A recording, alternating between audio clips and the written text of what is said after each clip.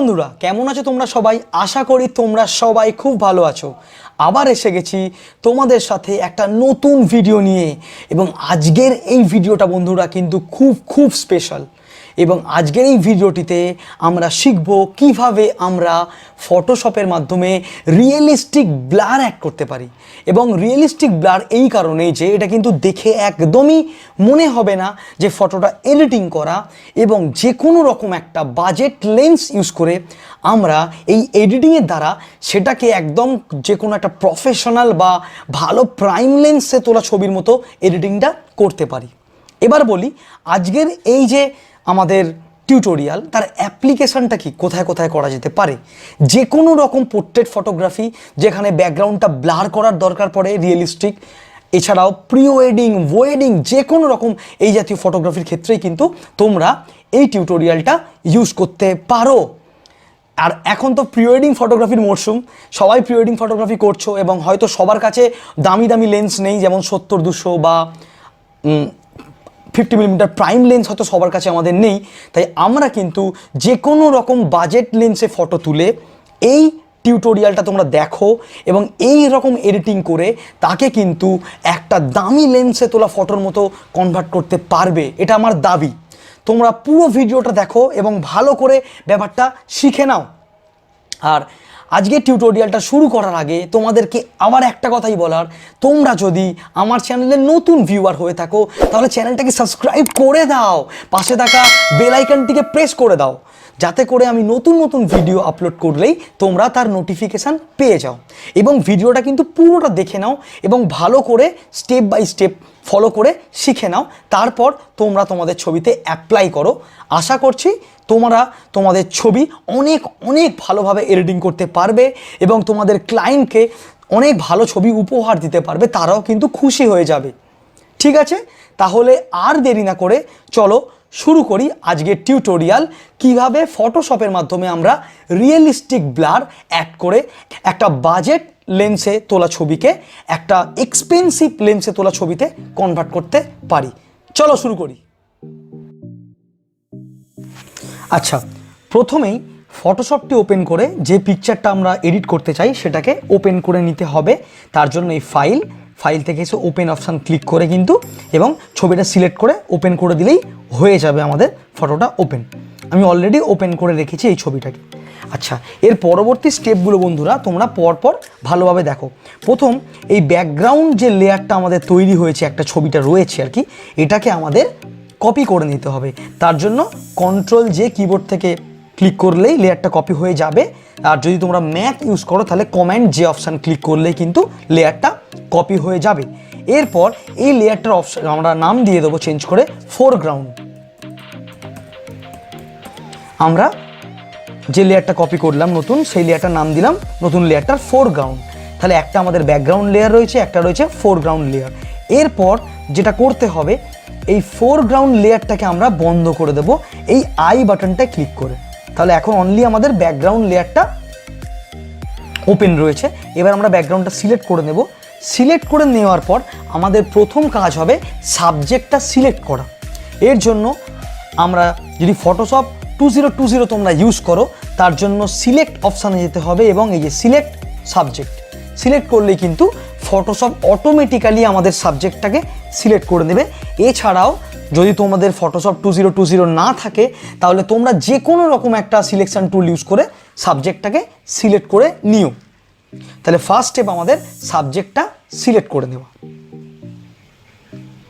এবং সাবজেক্টটা সিলেক্ট হতে কিছুটা টাইম লাগবে, কারণ এরা কিন্তু এআই ইউজ করে সাবজেক্টটা সিলেক্ট করে দেয়। দেখো মোটামুটি কিন্তু ফটোশপ সাবজেক্টটা সিলেক্ট করে নিয়েছে অটোমেটিক্যালি। নেক্সট স্টেপ হবে এই সিলেক্ট অপশানে আমরা আবার যাব, তারপরে এই মডিফাই অপশানে যাব, সেখান থেকেই এক্সপ্যান্ড অপশানটা ক্লিক করব।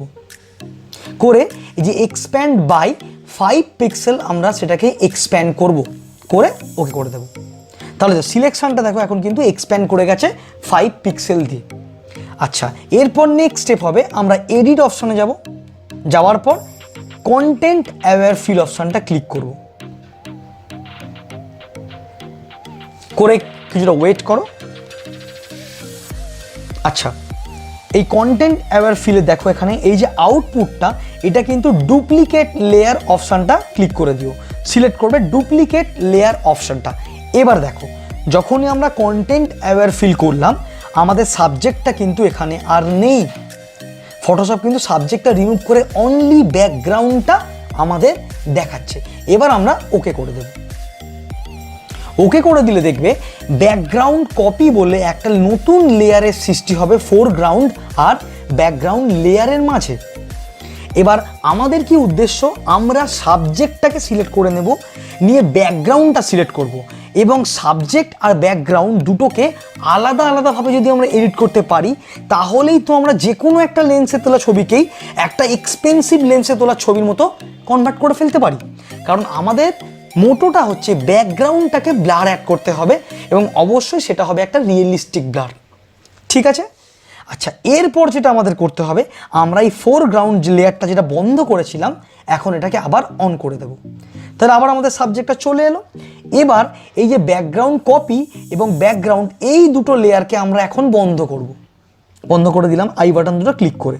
তাহলে অনলি আমাদের এখন ফোরগ্রাউন্ড লেয়ারটা সিলেক্টেড। এবার কি করতে হবে, একটা লেয়ার মাস্ক আমরা অ্যাপ্লাই করব, এবং তার নিয়ম হলো এই যে এই বাটনটা ক্লিক করলেই কিন্তু লেয়ার মাস্ক অ্যাড হয়ে যাবে।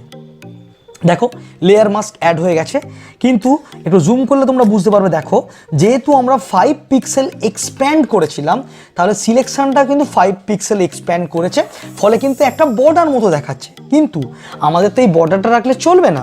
তাহলে এখন আমরা তাই জন্য যেটা করব, আমরা যাব ফিল্টার অপশান, সেখান থেকে আদার অপশানে যাব, দিয়ে করব মিনিমাম অপশানে ক্লিক করব। ঠিক আছে? তাহলে ফিল্টার, সেখান থেকে আদার, সেখান থেকে মিনিমাম ফিল্টারটা ক্লিক করব। ক্লিক করে নেওয়ার পরে এই দেখো রেডিয়াস যে ভ্যালুটা রয়েছে, এবার যদি আমরা 5 পিক্সেল সেট আপ করে থাকি ওখানে, তাহলে এখানে মোটামুটি 6 পিক্সেল মতো অ্যাড করলে দেখো এখানে কিন্তু আর কিছুই নেই। দেখো, দেখেছো? পুরো কিন্তু সুন্দরভাবে সেটা একদম চলে গেছে, এবং অনলি কিন্তু সাবজেক্টটাই আমাদের রয়েছে। তাহলে এই রেডিয়াসটা কমিয়ে বাড়িয়ে তুমি দেখতে পারো কোনটা ভালো। মোটামুটি যদি 5 পিক্সেল অ্যাড করলে, এখানে যদি আমরা 6 পিক্সেল করি, ব্যাপারটা সুন্দর হয়। তাই ভ্যালুটাকে আমি 6 পিক্সেলই করে দিলাম। ঠিক আছে? করে দেওয়ার পরে আর এখানে এটা রাউন্ড, এই অপশনটা রাউন্ডনেসই করে রেখো। ঠিক আছে? তারপর আমরা ওকে করে দেব। হয়ে গেল। এরপর আমরা কি করব, এই যে ব্যাকগ্রাউন্ড কপি লেয়ারটা আছে, এটাকে এবার আমরা অন করে দেবো আবার। ঠিক আছে? দেখো এখনো পর্যন্ত এরকম রয়েছে। আচ্ছা, এবার কি করব আমরা, এবার এই ব্যাকগ্রাউন্ড কপি অপশানটাকে আমরা সিলেক্ট করে দেবো, লেয়ারটাকে সিলেক্ট করলাম। করার পরে আমরা যাব ফিল্টার অপশান, গিয়ে এখান থেকে ফিল্টার, সেখান থেকে ব্লার গ্যালারি, সেখান থেকে আমরা সিলেক্ট করব টিল্ট শিফট ব্লার। এই অপশানটা আমাদের সিলেক্ট করে নিতে হবে। নেওয়ার পরে এই যে রাউন্ড যে জিনিসটা রয়েছে, এটা কিন্তু আমরা পজিশনিং করে নিচের দিকে নিয়ে আসতে হবে। ঠিক আছে? নিচের দিকে আমরা এরকম নিয়ে এলাম। এবার এটা কিন্তু তোমরা কতটা ব্লার অ্যাড করতে চাইছো সেরকম বুঝে মানানসই করো, এমন করো না যাতে ছবিটা আনরিয়েলিস্টিক লাগে। আমাদের চেষ্টা করতে হবে যাতে আমরা রিয়েলিস্টিক ব্লার অ্যাড করতে পারি, এবং ছবিটা একটা এক্সপেন্সিভ লেন্সের মতো লাগে, সেটা কিন্তু মাথায় রেখে। এবার কি করব, আমরা এই দাগটা ধরে আমরা একটু নামিয়ে দেবো নিচের দিকে, এবং এটাকেও একটু নামিয়ে দেবো।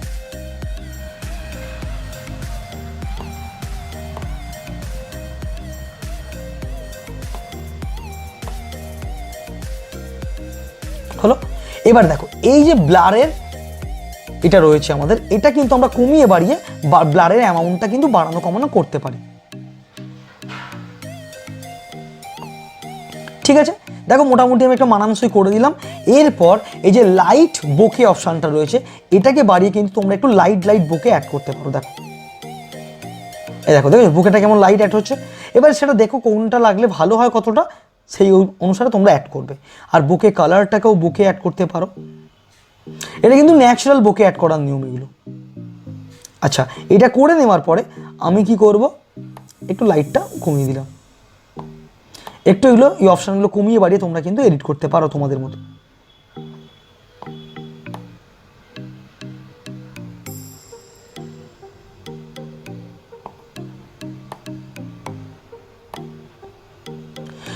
এই সব কিছু করে নেওয়ার পরে আমাদেরকে এই ওকে অপশানে ক্লিক করে দিতে হবে। করার পরে কিছুটা ওয়েট করবে, কারণ এই ফিল্টারটা অ্যাপ্লাই হতে একটু টাইম লাগবে।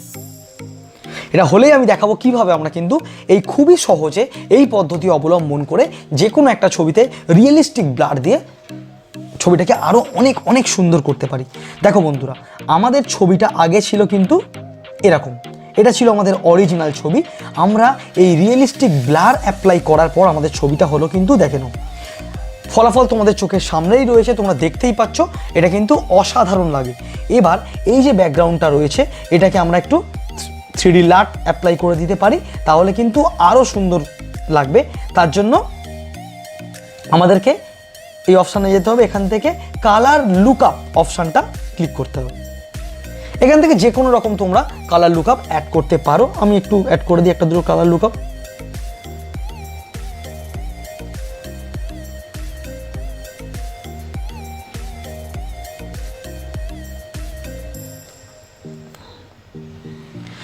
এবার তোমরা তোমাদের নিজেদের ইচ্ছা মতো কালার গ্রেডিং করে নিতে পারো, যেমনটা ভালো লাগবে তোমাদের। আমি এটাই রাখলাম, মোটামুটি ঠিক আছে। এই 3D কালার গ্রেডিং যে অপশান, কালার লুকআপগুলো, এগুলো আমি তোমাদেরকে পরে ভিডিওগুলোতে প্রোভাইড করে দেবো, এবং এইগুলো নিয়ে আমি একটা আলাদা ভিডিও বানাবো কিভাবে তোমরা কালার গ্রেড করতে পারো। আচ্ছা, এরপর আমরা কি করব, আমরা এখান থেকে একটু হিউ স্যাচুরেশন লেয়ারটা অ্যাড করে দেবো। অ্যাড করবো এখানে হিউ স্যাচুরেশনটা, এবং যেটা করব আমরা এই লাইটনেসটা আমরা একটু কমিয়ে দিতে পারি, ব্যাকগ্রাউন্ডে লাইটনেস একটু কমিয়ে দিতে পারি, এবং এই স্যাচুরেশনটাও কিন্তু কমিয়ে দিতে পারি। কমিয়ে বাড়িয়ে আমরা কিন্তু আমাদের নিজেদের ইচ্ছা মতো ছবিকে এডিট করতে পারি, এবং এই এডিটিংটা সবটাই তোমাদের ওপর, তোমরা কেমন এডিট করতে চাও তার ওপর, কিন্তু এটা বলার কিছু নাই। হিউটাও তোমরা চেঞ্জ করতে পারো।